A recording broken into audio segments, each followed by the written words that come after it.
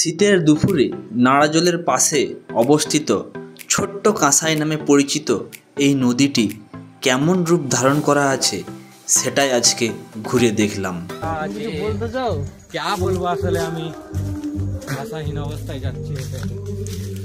আমরা এসেছিলাম অ্যাকচুয়ালি অজিত ভুঁইয়ার স্মৃতি মেলা, নাড়াজলের মেলাতে।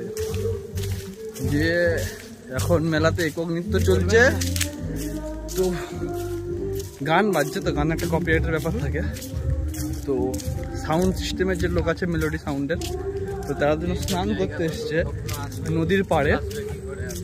এটা হলো এটা কাঁসাই নদী, এগুলা দেখা কাঁসাই নদী তো। হ্যাঁ, ছোট না বড়? এটা ছোটটা, ছোট কাঁসাই।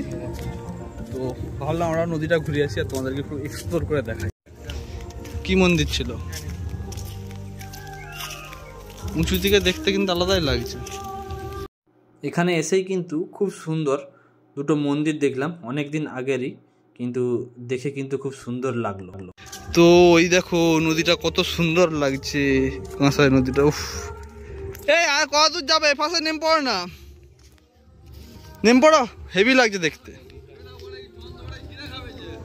হ্যাঁ, উফ, আলাদাই লাগছে দেখতে। এখানে বহুত লোক চান করছে। উফ, নদীটা খুব সুন্দর লাগছে দেখতে, পুরোটা সূর্যের আলোটা পড়েছে। নদীর চড়াও আছে আর জলটা একদম পরিষ্কার।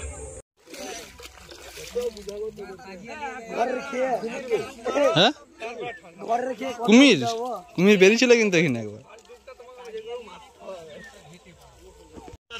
এই যে আমাদের মেলোডি সাউন্ডের অপারেটর নেমেছে স্নান করতে। আমি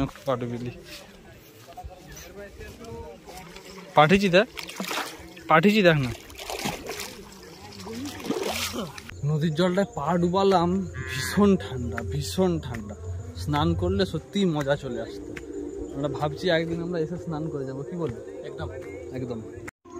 এখানে ফুলকপি লাগিয়েছে, দলটা খুবই ছোট লাগছে, আর একটু বড় হলে খুব সুন্দর লাগতো। ফুটবল ময়দানে যে অজিত ভুঁইয়া স্মৃতি মেলা 2023-24 11তম বর্ষের আয়োজন করা হয়েছিল। আজ তার তৃতীয় দিন। এই তৃতীয় দিনে আমাদের নির্ধারিত যে অনুষ্ঠান সূচি এই মাত্র শেষ হলো। আমাদের একক নৃত্য প্রতিযোগিতা গ্রুপ এ, প্রথম শ্রেণী থেকে তৃতীয় শ্রেণী। বিষয় ছিল রবীন্দ্র নৃত্য।